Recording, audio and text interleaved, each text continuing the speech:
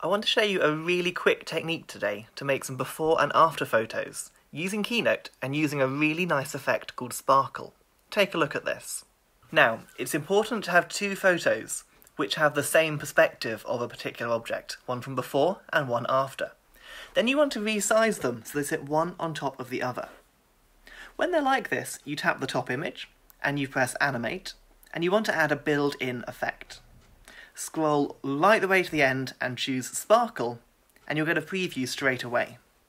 If you press the X on the left-hand side of that toolbar, you can then adjust the effect and change the duration. Finally, press Done in the top corner and press the play button to watch your before and after sparkle effect. I can't wait to see what you can make with this really lovely technique in Keynote.